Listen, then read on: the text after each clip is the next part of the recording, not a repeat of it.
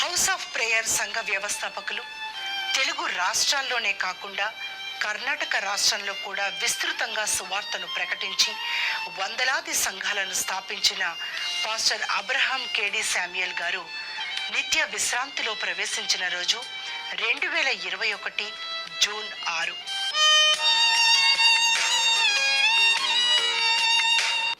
Pastor కేడి Samuel గారు ఉన్నత కుటుంబ నేపథ్యం కలిగిన వారు.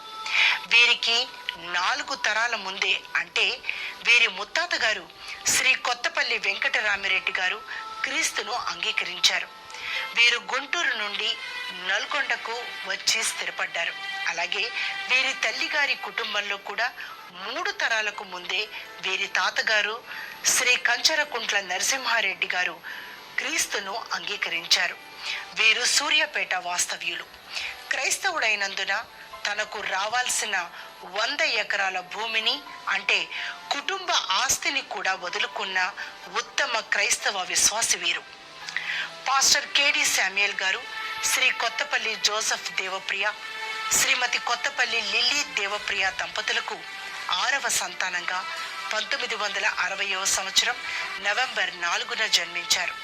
పాస్టర్ కేడి శామ్యూయల్ గారి తండ్రి గారు శ్రీ కొత్తపల్లి జోసెఫ్ దేవప్రియ గారు వాటర్ వర్క్స్ డిపార్ట్మెంట్లో ఇంజనీర్గా పనిచేశారు. వీరి తల్లి గారు శ్రీమతి కొత్తపల్లి లిల్లీ దేవప్రియ గారు హైదరాబాద్లోని రాజ్ భవన్ స్కూల్లో మ్యాథ్స్ టీచర్గా పనిచేశారు. పాస్టర్ కేడి శామ్యూయల్ గారు సికింద్రాబాద్లోని సెయింట్ ప్యాట్రిక్ హై స్కూల్లో చదువుకున్నారు. ఉస్మానియా యూనివర్సిటీలో డిగ్రీ పూర్తి చేసిన తర్వాత డిపార్ట్మెంట్ ఆఫ్ అటామిక్ ఎనర్జీలో పనిచేశారు. ఆ తర్వాత ఇండియన్ రైల్వేస్లో చేరి సికింద్రాబాద్లోని రైల్ నిలయంలో అకౌంట్స్ డిపార్ట్మెంట్లో 7 సంవత్సరాలు పనిచేశారు. రైల్వేస్లో పనిచేస్తున్న దినాల్లోనే సివిల్ సర్వీసెస్ ఎగ్జామ్స్ రాశారు.